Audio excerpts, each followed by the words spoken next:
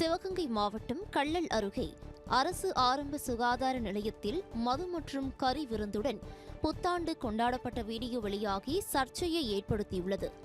செம்பனூர் அரசு ஆரம்ப சுகாதார நிலையத்திற்கு சுற்றுவட்டார பகுதிகளைச் சேர்ந்த மக்கள் ஏராளமானோர் சிகிச்சைக்காக வந்து செல்கின்றனர். இந்த நிலையில் புத்தாண்டு நள்ளிரவு அவசர சிகிச்சைக்காக சென்ற நபர் ஆரம்ப சுகாதார நிலையத்தில் மருத்துவர்கள் இல்லாததால் உள்ளே சென்று பார்த்தார். அப்போது மருத்துவர் அறையில் மதுபாட்டில் அசைவ உணவு இருந்ததைக் கண்டு நோயாளி அதிர்ச்சியடைந்தார். இது தொடர்பான வீடியோ சமூக வலைதளங்களில் வெளியாகி சர்ச்சையை ஏற்படுத்தியுள்ள நிலையில் மாவட்ட நிர்வாகம் விசாரணை நடத்த வேண்டும் என பொதுமக்கள் கோரிக்கை விடுத்துள்ளனர்.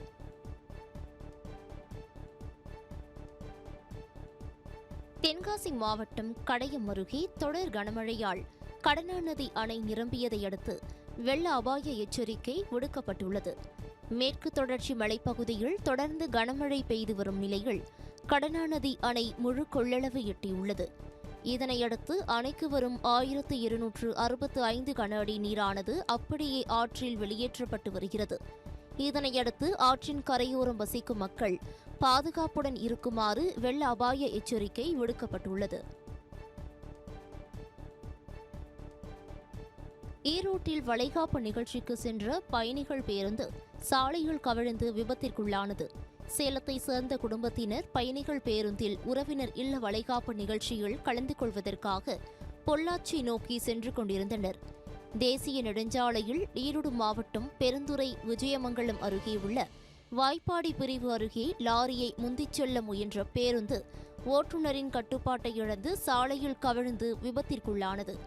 இதில் காயமடைந்த 6 பேர் பெருந்துறை அரசு மருத்துவமனையில் அனுமதிக்கப்பட்டுள்ள நிலையில் விபத்து குறித்து போலீசார் விசாரணை மேற்கொண்டு வருகின்றனர்.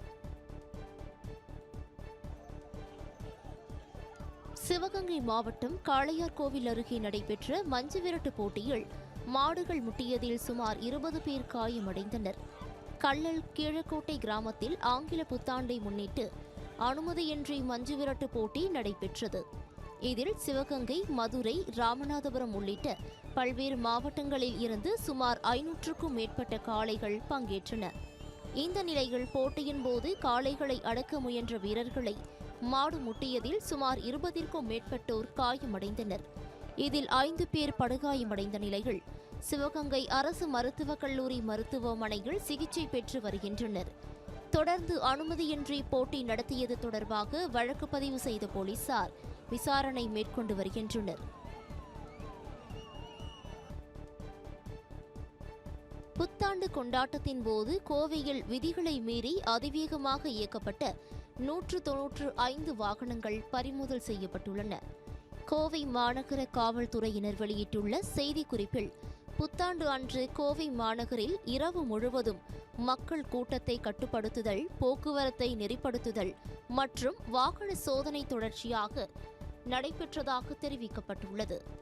மதுபோதையிலும் அதிவேகமாகவும் அலட்சியமாகவும் வாகனம் ஓட்டுவதை தடுக்க 15 இடங்களில் பாதுகாப்பு பலப்படுத்தப்பட்டதாகவும் போக்குவரத்து விதிமுறைகளை மீறி இயக்கப்பட்ட 195 வாகனங்கள் பறிமுதல் செய்யப்பட்டுள்ளதாகவும் குறிப்பிடப்பட்டுள்ளது. தொடர்ந்து விபத்து, உயிரிழப்புகள் இல்லாத குற்ற சம்பவங்கள் இன்றி இனிமையான புத்தாண்டு கொண்டாடப்பட்டதாக செய்திக்குறிப்பில் கூறப்பட்டுள்ளது.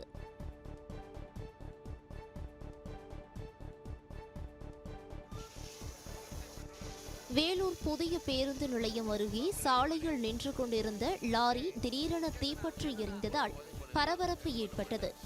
வேலூர் புதிய பேருந்து நிலையம் அருகே சென்னை பெங்களூரு தேசிய நெடுஞ்சாலை சர்வீஸ் சாலையில் பழுதடைந்த லாரி ஒன்று நின்று கொண்டிருந்தது. இந்த நிலையில் திடீரென அந்த லாரி தீப்பற்றி எரிந்ததால் அப்பகுதி மக்கள் தீயணைப்பு துறையினருக்கு தகவல் தெரிவித்தனர்.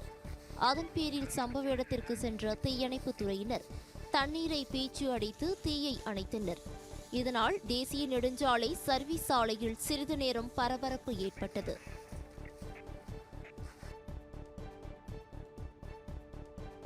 சேலம் அரசு மருத்துவமனையில் எலி தொல்லைகளை கட்டுப்படுத்த வலியுறுத்தி எலி பேஸ்ட் மற்றும் கூண்டுடன் இந்திய ஜனநாயக வாலிபர் சங்கத்தினர் முற்றுகை போராட்டத்தில் ஈடுபட்டனர்.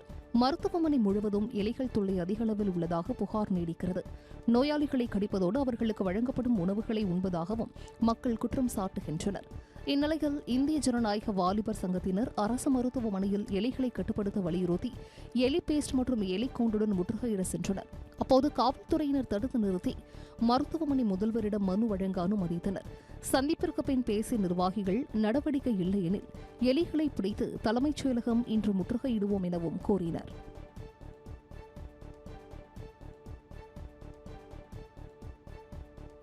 புத்தாண்டு அன்று சிவகங்கையில் விதிகளை மீறி இயக்கப்பட்ட வாகனங்களுக்கு 2 லட்சம் ரூபாய் வரை அபராதம் விதிக்கப்பட்டிருப்பதாக தகவல் வெளியாகியிருக்கிறது. சிவகங்கை அரண்மனை வாசல் பகுதியில் காவல் ஆய்வாளர் சிவசுப்பிரமணியன் தலைமையிலான போலீசார் வாகன தணிக்கையில் ஈடுபட்டனர். அப்போது மதுபோதையில் வாகனம் இயக்கியது, தலைக்கவசம் அணியாதது, உரிய ஆவணங்கள் இல்லாமல் வாகனம் இயக்கியது போன்ற விதிமீறல்கள் கண்டறியப்பட்டது. அதில் சுமார் 100க்கும் மேற்பட்ட வாகனங்களுக்கு 2 லட்சம் வரை அபராதம் வசூலிக்கப்பட்டதாக தெரிவிக்கப்பட்டுள்ளது. புத்தாண்டு நாளில் விபத்துகள் ஏற்படாமல் தடுக்கவும், பொதுமக்களின் பாதுகாப்பை உறுதி செய்யவும், குற்ற செயல்கள் நடைபெறாமல் இருக்கவும் வாகன தணிக்கை நடவடிக்கைகள் மேற்கொள்ளப்படுவதாக காவல்துறை தரப்பில் தெரிவிக்கப்பட்டது.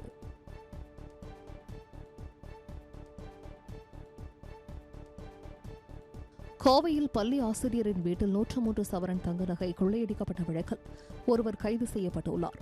குனியமுத்தூரைச் சேர்ந்த தனியார் பள்ளி ஆசிரியரான ஜெபா மார்டின் என்பவர் கடந்த 25ஆம் தேதி துக்க நிகழ்ச்சிக்காக தூத்துக்குடி சென்றுள்ளார். அப்போது அவரது வீட்டில் புகுந்த கொள்ளையர்கள் 103 சவரன் தங்க நகைகளை கொள்ளையடித்துச் சென்றனர். கதவின் பூட்டை உடைக்காமல் இந்த கொள்ளை சம்பவம் நடந்தது போலீசாரை திகைக்க வைத்தது.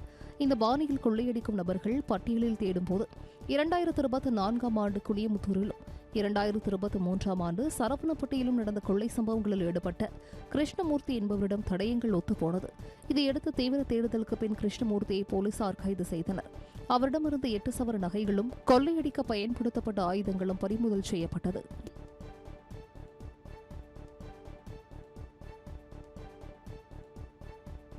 குற்றாலம் மெயின் அருவியில் திடீரென ஏற்பட்ட வெள்ளப்பெருக்கு காரணமாக சுற்றுலா பயணிகள், ஐயப்ப பக்தர்கள் குளிக்க தடை விதிக்கப்பட்டது. மேற்கு தொடர்ச்சி மலை பகுதிகளில் பெய்து வரும் மழையால் குற்றாலம் மெயின் அருவியில் நள்ளிரவு நேரத்தில் திடீரென வெள்ளப்பெருக்கு ஏற்பட்டது. இதனால் பாதுகாப்பு முன்னெச்சரிக்கை நடவடிக்கையாக அங்கிருந்து சுற்றுலா பயணிகள் உடனடியாக வெளியேற்றப்பட்டனர். குற்றாலம் மெயின் அருவியில் சுற்றுலா பயணிகள், ஐயப்ப பக்தர்கள் குளிக்க தற்காலிகமாக தடை விதிக்கப்பட்டது. சபரிமலைக்கு செல்லும் ஐயப்ப பக்தர்கள் குற்றாலத்திற்கு வந்து செல்வதால் கூட்டம் அதிகரித்து காணப்படுகிறது. அருவிகளில் குளிக்க விதிக்கப்பட்ட திடீர் தடை காரணமாக ஐயப்ப பக்தர்கள் ஏமாற்றத்துடன் திரும்பிச் சென்றனர்.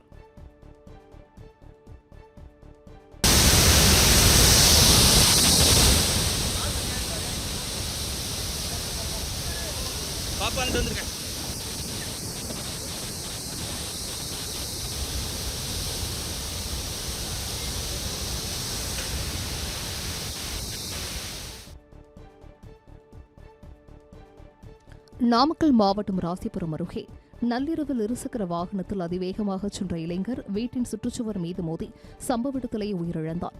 காமாட்சி பெருமாள் கோவில் தெரு பகுதியைச் சேர்ந்த ஈஸ்வரன், அனிதா தம்பதியினரின் மகன் கௌரீஷ் 10ஆம் வகுப்பு வரை படித்துவிட்டு பள்ளிக்கு செல்லாமல் ஊர் சுற்றி வந்துள்ளார்.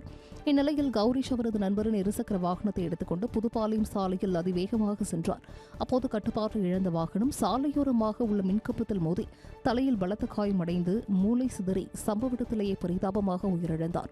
இந்த சம்பவம் குறித்து வழக்குப்பதிவு செய்த போலீசாரின் முதற்கட்ட விசாரணையில் இளைஞர் மதுபோதையில் சென்று விபத்துக்குள்ளானது தெரியவந்துள்ளது.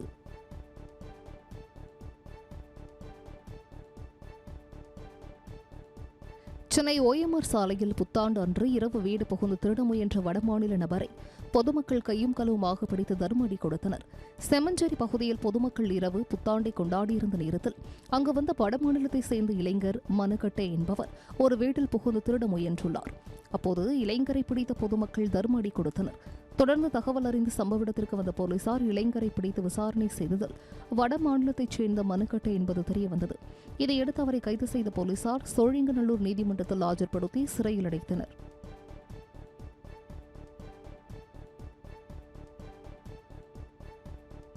திண்டுக்கல் மாவட்டம் மத்தலக்குண்டு அருகே புத்தாண்டு கொண்டாட்டத்தின் போது இளைஞர்களுக்கிடையே ஏற்பட்ட தகராறில் முன்னாள் ராணுவ வீரரை அரிவாளால் வெட்டிய நபரை கைது செய்ய வலியுறுத்தி உறவினர்கள் சாலை மறியலில் ஈடுபட்டனர்.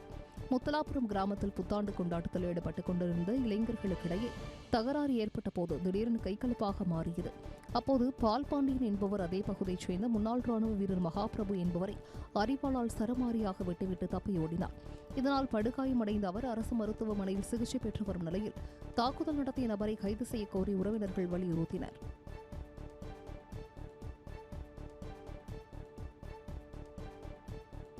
மயிலாடுதுறை மாவட்டம் தரங்கம்பாடி அருகே உள்ள சார்ந்தாரை காத்த சுவாமி கோவில் திருக்குளத்தில் அகல் விளக்குகள் இட்டு நேர்த்திக்கடன் செலுத்தினர். புத்தாண்டியொட்டி ஸ்ரீ சார்ந்தாரை காத்த சுவாமி கோவிலில் அம்மனுக்கு சிறப்பு அபிஷேக ஆராதனைகள் நடைபெற்றது. இதைத் தொடர்ந்து திருமாகோளில் கோவில் கோபுரம், சிவலிங்கம், தேர் உள்ளிட்ட வடிவங்கள் செய்து அகல் விளக்குகள் ஏற்றி கோவில் திருக்குளத்தில் இட்டு நேர்த்திக்கடன் செலுத்தினர்.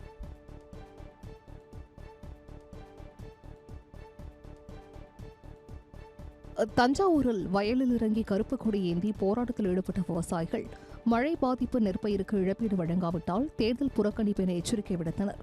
தஞ்சையில் டிட்வா புயல் மற்றும் பருவமழையால் பாதிக்கப்பட்ட நெற்பயிர்களுக்கு நிவாரணத் தொகை வழங்கக் கோரி அரசுக்கு விவசாயிகள் கோரிக்கை விடுத்தனர். தொடர்ந்து வேளாண்மைத்துறை அதிகாரிகள் கணக்கெடுப்பு நடத்தினர். இந்நிலையில் வைரப்பெருமாள்பட்டி, மருதக்குடி, சித்திரக்குடி, ராயந்தூர் ஆகிய பகுதிகளில் 250 ஹெக்டேர் பாதிக்கப்பட்ட நிலையில் முழுமையான கணக்கெடுப்பு எடுக்கப்படாததாக தெரிகிறது. தொடர்ந்து வயல்களில் இறங்கி கருப்பு கொடி ஏந்தி விவசாயிகள் போராட்டத்தில் ஈடுபட்டனர். பல முறை மனு அளித்தும் தங்களது கிராமங்கள் புறக்கணிக்கப்பட்டதாக குற்றம் சாட்டியதோடு நிவாரணத் தொகை வழங்காவிட்டால் சட்டப்பேரவைத் தேர்தலை புறக்கணிப்போம் எனவும் கோரினர்.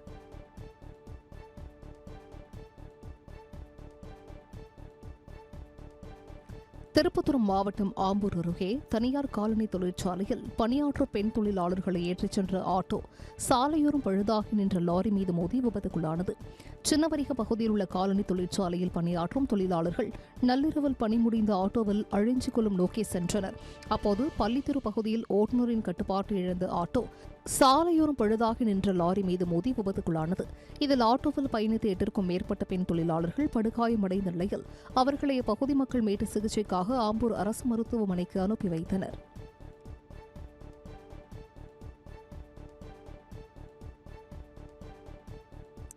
திண்டுக்கல் மாவட்டம் கொடைக்கானலில் மலைமுகடுகள் நடுவில் தவழ்ந்து செல்லும் மேகக்கூட்டங்களின் ரம்மியமான காட்சி சுற்றுலா பயணிகளின் கண்களுக்கு விருந்தாக அமைந்துள்ளது.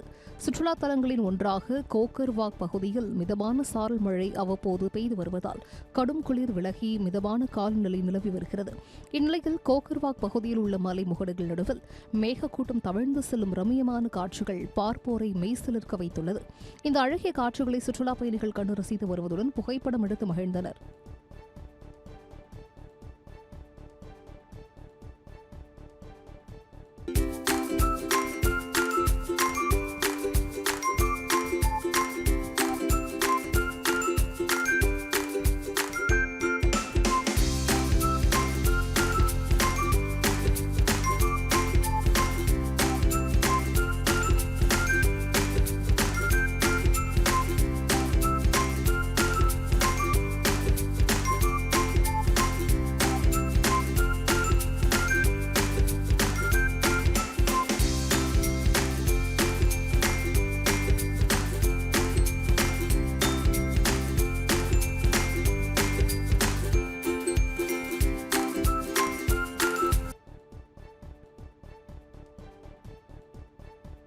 திண்டுக்கல் அருகே காவல் நிலையம் மீது ஏறி நின்று தற்கொலை மிரட்டல் விடுத்த ஒடிசாவைச் சேர்ந்த இளைஞரால் போலீசார் செய்வதறியாது திகைத்தனர்.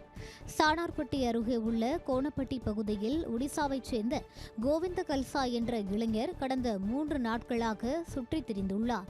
பிழைப்பு தேடி வந்து வேலை கிடைக்காத நிலையில் அவர் உணவின்றி அலைந்து திரிவதை பார்த்த போலீசார் உணவு வாங்கி கொடுத்து ஊருக்கு செல்லுமாறு அறிவுறுத்தியிருக்கின்றனர்.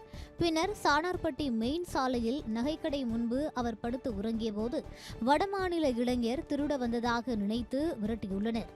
இந்நிலையில் அங்கிருந்து சென்ற அவர் சானார்பட்டி காவல் நிலைய கட்டிடத்தின் மீது ஏறி நின்று தற்கொலை செய்ய போவதாக கூறியுள்ளார். இதனால் அதிர்ச்சியடைந்த போலீசார் சமாதானம் செய்து அவரை கீழே இறக்கினர். வேலை கிடைக்காத விரக்தியில் காவல் நிலையம் மீது ஏறி தற்கொலைக்கு முயன்ற இளைஞரால் அப்பகுதியில் பரபரப்பு ஏற்பட்டது.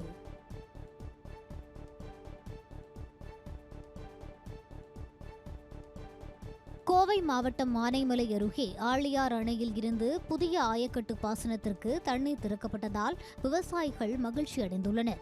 ஆழியார் அணையில் இருந்து விவசாய பாசனத்திற்கு தண்ணீர் திறந்துவிட வேண்டும் என விவசாயிகள் கோரிக்கை விடுத்து வந்தனர். இதனை ஏற்று பொள்ளாச்சி கால்வாய், ஆழியார் ஊட்டு கால்வாய், சேத்தமடை கால்வாய்கள் வழியாக நீர்வளத்துறை அதிகாரிகள் தண்ணீரை திறந்து வைத்தனர். இதன் மூலம் ஆழியார் சுற்றுவட்டார பகுதிகளைச் சேர்ந்த 22,332 ஏக்கர் விளைநிலங்கள் பாசன வசதி பெறும் என எதிர்பார்க்கப்படுகிறது.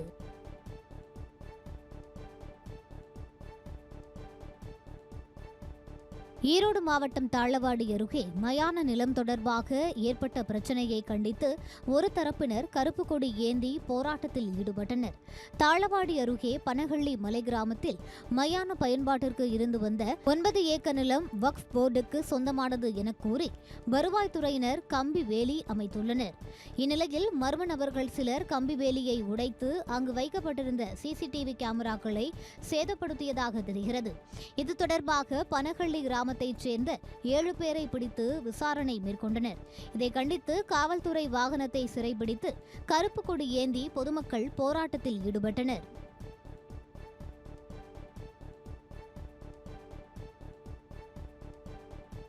கரூரில் கல்யாண பசுபதீஸ்வரர் ஆலயத்தில் ஆருத்ரா தரிசனத்தை முன்னிட்டு திருக்கல்யாண வைபவம் வெகு விமரிசையாக நடைபெற்றது.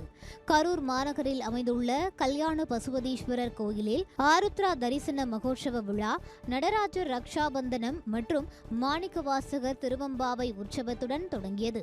தொடர்ந்து பட்டாடை உடுத்தி வண்ண மலர் அலங்காரத்தில் சுவாமிகள் காட்சியளிக்க திருக்கல்யாண வைபவம் வெகு விமரிசையாக நடைபெற்றது. இதில் திரளான பக்தர்கள் கலந்து கொண்டு சுவாமி தரிசனம் செய்தனர்.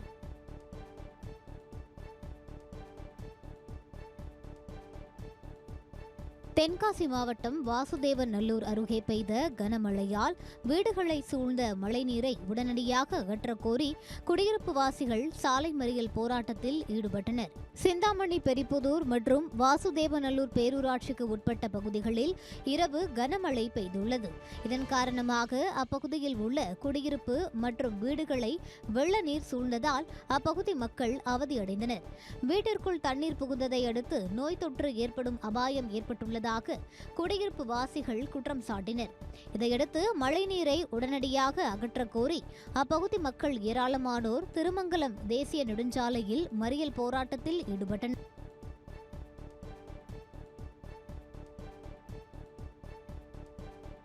திருவள்ளூர் மாவட்டம் பூண்டி அருகே கடன் தொகையை திருப்பி செலுத்த முடியாமல் மனமுடைந்த பாமக நிர்வாகி விஷம் குடித்து தற்கொலை செய்து கொண்ட சம்பவம் சோகத்தை ஏற்படுத்தியுள்ளது. குப்பமாசத்திரம் கிராமத்தைச் சேர்ந்த சசிகுமார் பாமக நிர்வாகியான இவர் தனியார் தொழிற்சாலையில் பணியாற்றி வந்தார். இந்நிலையில் டீ கப் தயாரிக்கும் தொழில் செய்ய சிலரிடம் 10 லட்சம் ரூபாய் வரை கடன் வாங்கியதாக தெரிகிறது. தொடர்ந்து கடன் கொடுத்தவர்கள் பணத்தை திருப்பி கேட்டு தொந்தரவு செய்து வந்த நிலையில் மன உளைச்சலுக்கு ஆளான சசிகுமார் விஷம் குடித்து மயங்கி விழுந்தார். திருவள்ளூர் அரசு மருத்துவமனையில் அனுமதிக்கப்பட்ட அவர் சிகிச்சை பலனின்றி பரிதாபமாக உயிரிழந்தார். இச்சம்பவம் குறித்து திருவள்ளூர் போலீசார் விசாரித்து வருகின்றனர்.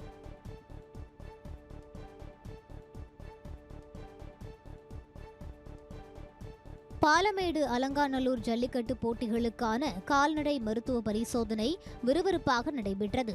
தமிழர்களின் பாரம்பரிய விளையாட்டான ஜல்லிக்கட்டு போட்டி மதுரை மாவட்டம் அவனியாபுரம், பாலமேடு, அலங்காநல்லூர் பகுதிகளில் ஆண்டுதோறும் தை மாதம் வழக்கமாக நடைபெறும். இந்த ஆண்டும் வருகிற 15, 16, 17 ஆகிய தேதிகளில் ஜல்லிக்கட்டு போட்டிகள் நடைபெறவுள்ளன. இந்நிலையில் போட்டிகளில் பங்கேற்கும் காளைகளுக்கான மருத்துவ பரிசோதனை பாலமேடு, அலங்காநல்லூர் பகுதிகளில் நடைபெற்றது. காளைகளை கால்நடை மருத்துவர் பரிசோதனை செய்த பின்னர் காளையின் புகைப்படத்துடன் கூடிய தகுதிச் சான்றிதழ் வழங்கப்பட்டது.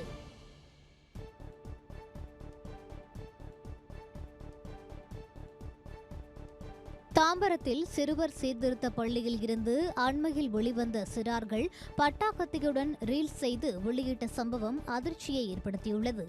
சென்னை மேற்கு தாம்பரம் ரங்கநாதபுரம் பகுதியில் சிறுவர்கள் கையில் பட்டாக்கத்தியுடன் ரீல்ஸ் செய்துள்ளனர். இதனை பார்த்து அதிர்ச்சியடைந்த பொதுமக்கள் இதுகுறித்து தாம்பரம் காவல் நிலையத்தில் புகார் அளித்தனர்.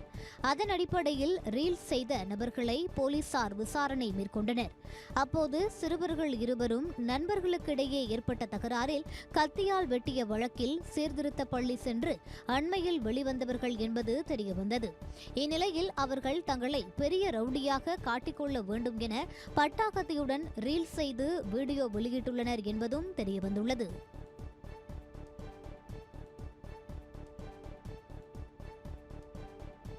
நீலகிரி மாவட்டம் குன்னூரில் சுற்றுவட்டார பகுதிகளில் பெய்த கனமழை காரணமாக மண் சரிவு ஏற்பட்டுள்ளதால் போக்குவரத்து பாதிக்கப்பட்டுள்ளது.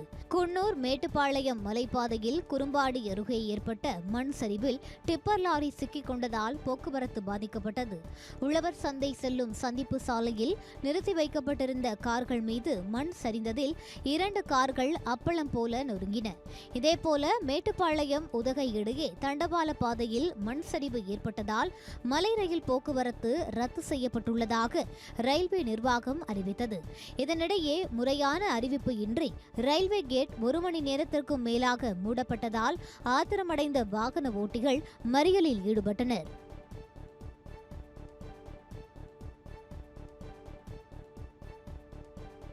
கோவை பொள்ளாச்சி அருகே தந்தை முறையில் உள்ள சித்தப்பாவுடன் தகாத உறவில் இருந்த பெண் கணவரை திட்டமிட்டு கொலை செய்த சம்பவம் அரங்கேறியுள்ளது. தாமரைக்குளம் பகுதியைச் சேர்ந்த கூலி தொழிலாளியான தேவா என்பவருக்கு இந்திராணி என்ற மனைவியும் 3 வயதில் ஆண் குழந்தையும் உள்ளனர். இந்திராணி அவரது சித்தியின் கணவர் வினோத்குமார் என்பவருடன் திருமணத்தை மீறிய உறவில் இருந்துள்ளார். இதனை அறிந்த தேவா தனது மனைவியிடம் அடிக்கடி சண்டை போட்டுள்ளார். இதனால் ஆத்திரத்தில் இருந்த இந்திராணி தனது காதலரான சித்தப்பா மற்றும் சிலர் உதவியுடன் தேவாவை கொலை செய்திருக்கிறார். பின்னர் அவரது உடலை 150 கிலோமீட்டருக்கு அப்பால் கொண்டு சென்று ரயில் தண்டவாளத்தில் வீசியுள்ளனர்.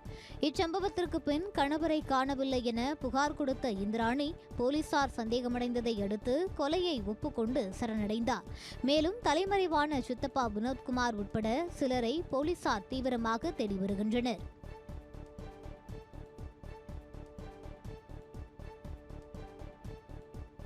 நாமக்கல்லில் தெருவில் விளையாடிய 4 வயது சிறுவன் பாதாள சாக்கடை குழியில் விழுந்து பலியான சம்பவத்தில் மாநகராட்சி சார்பில் 20 லட்சம் ரூபாய் இழப்பீடு வழங்கப்பட்டுள்ளது.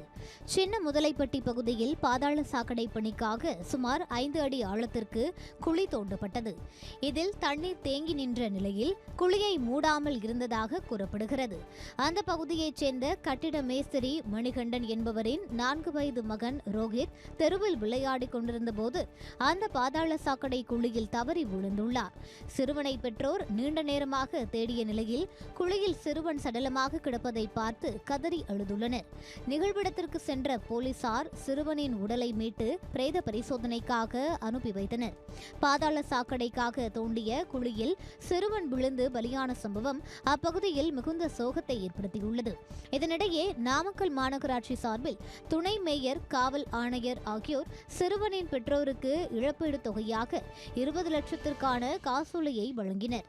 தொடர்ந்து அந்த பகுதியில் பாதாள சாக்கடைக்காக தோண்டப்பட்ட குழி தற்காலிகமாக மூடப்பட்டுள்ளது.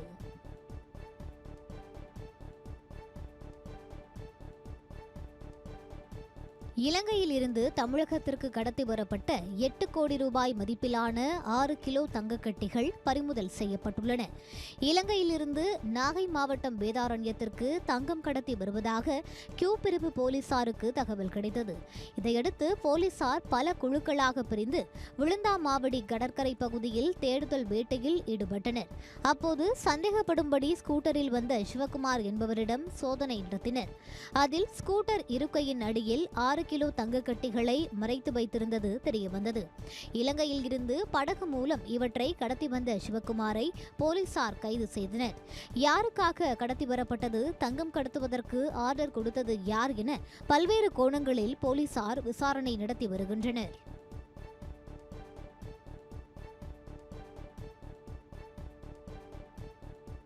ஜல்லிக்கட்டு போட்டியில் பங்கேற்க செய்வதற்காக தஞ்சையில் காளைகள் தயார்படுத்தப்படும் பணி தீவிரப்படுத்தப்பட்டு வருகிறது.